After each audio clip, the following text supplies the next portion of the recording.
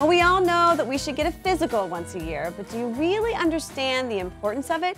Here to tell us why we need it and what questions we should ask is Dr. Keri Peterson. Thank you for joining us. Great to be here, Rebecca. Okay, so tell me, why is it so important to see the doctor once a year? The most important reason is that you want to identify health issues before they become a problem. Things you may not even know you have. For example, high blood pressure. You don't feel it, but it can cause heart attack and stroke. So identifying it early is critical. The second most important reason is that it offers an opportunity to have a frank discussion with your doctor about things you don't want to talk about with anyone else, like your spouse or your friends, things that are embarrassing. What kind of questions? Why do I sweat so much? What's this rash between my toes? What's that bump on my skin? All things those that you little might think about, you don't necessarily think they're anything big, that you just but they could know. be. You think about it, but you want to finally address it. Yeah, okay. So are there certain screenings that you should get yearly? There are. With your doctor? There are, and in fact, it is, as an internist myself, it is our job to figure out what screenings you need for each decade of your life. But I do recommend when you go in for your annual physical that you do have a list of questions handy, because that just makes you get the most out of your checkup. And the first one is, what screenings do I need at my age?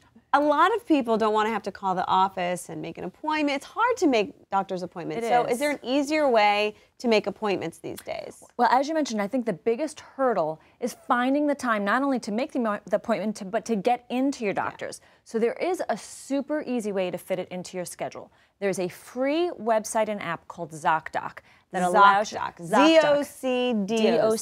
It allows you to find a nearby and in-network doctor. You check their real-time availability, and then you can instantly book the appointment online, even when the doctor's office is closed, which is great even for moms whose kids are sick and they want to get them into the doctor's office the next day. You just pick the time and place that is best for you, a few clicks, and it's booked. So, and it doesn't really tell you much about the doctor, it just gives you a name. It actually does. You can click on the doctor's name and there's a bio right there giving you their education background. Oh, wow. And what hospital they're affiliated with, all sorts of things. That's super convenient. Yes. So another thing is, what are the best times and days of the week? Oh, this is good. I have some good secrets. Okay. ZocDoc just recently released some really helpful tips.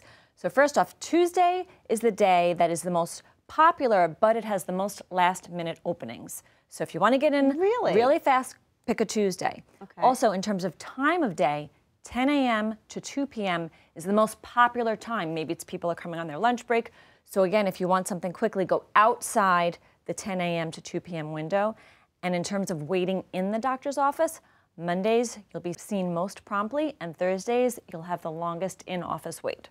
Wow, okay, yeah. Mondays. I'm an early person. I always like the first appointment. So get your 9 a.m. on a Monday. Yeah, thank you so much. Thank you.